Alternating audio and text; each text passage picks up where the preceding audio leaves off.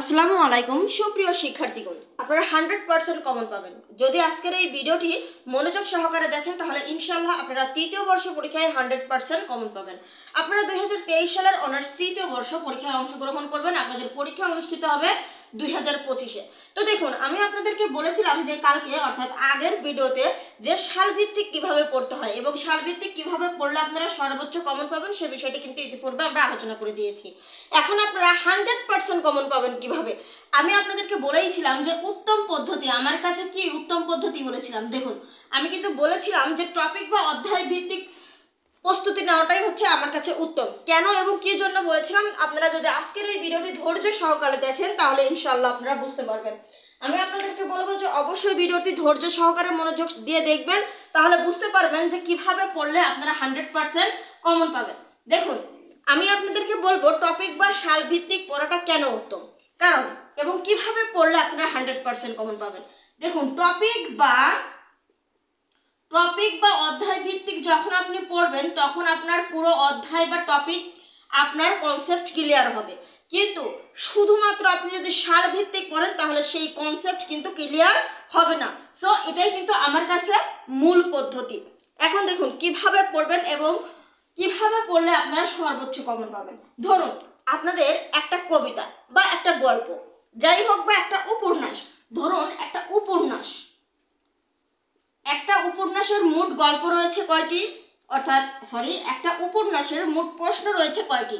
ধরুন একটা উপন্যাসের মোট প্রশ্ন রয়েছে 5টি।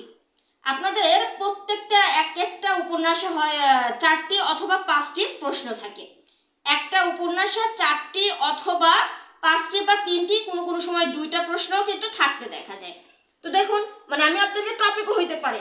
তো সেক্ষেত্রে একটা অধ্যায়, একটা টপিক বা একটা উপন্যাস, একটা কবিতা যাই বলুন, সেখানে 5টি প্রশ্ন আসে।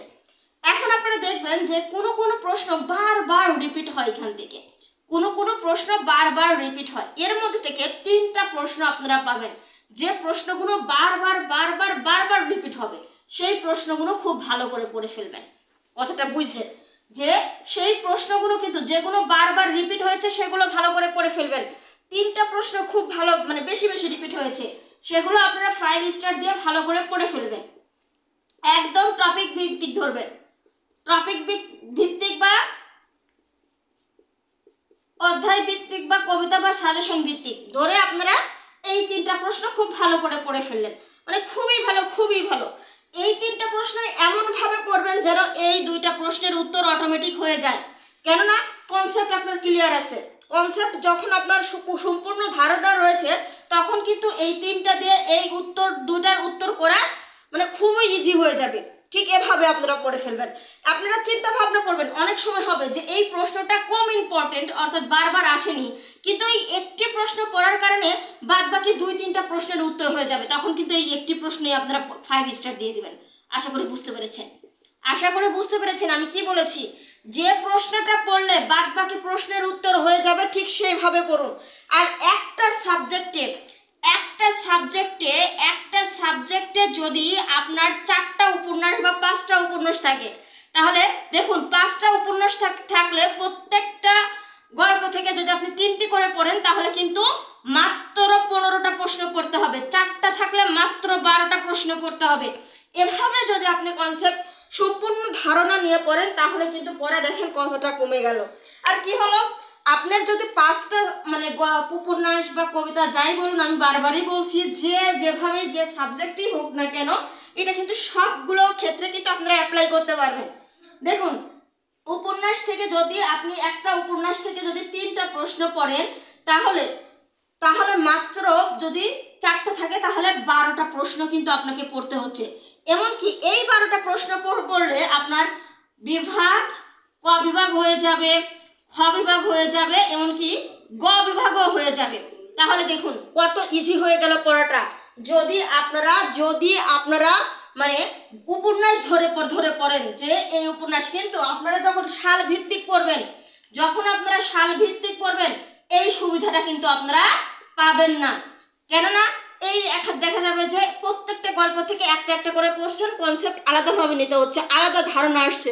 কিন্তু যদি আপনারা প্রথমেই উপন্যাসের সারমর্ম পড়ে নেন, অর্থাৎ সামারিটা আপনারা একটু দেখেন। প্রথমে উপন্যাসের থিমটা দেখে নিলেন, থিম, ক্যারেক্টার, এই সবগুলোই দেখে নিলেন।